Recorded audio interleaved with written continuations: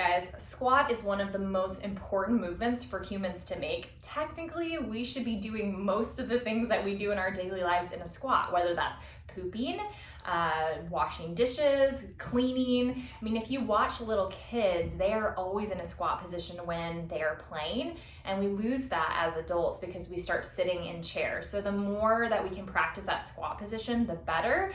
It's going to support the health of your pelvic floor.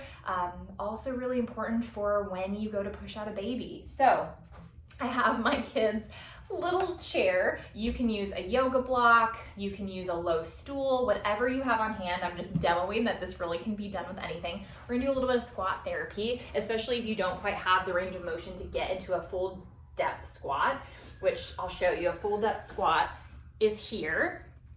So if you're not quite ready for that, grab a stool or whatever you have and get yourself into a good squat position. And the first thing I want you to do is use your elbows to press those knees away, and you're just gonna hold here. What I want you to do is breathe into your pelvic floor and really feel that movement. So hold this for about 5 to 10 breaths.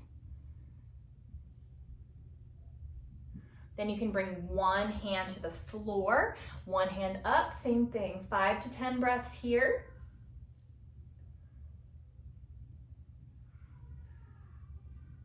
And then switch, 5 to 10 breaths here.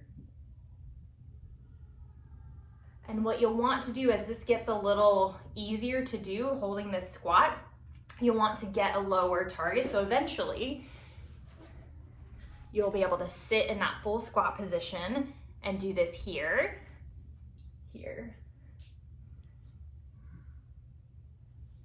And if you need to start a little bit higher, totally fine. Do it on your coffee table. Whatever you have on hand, we can make it work.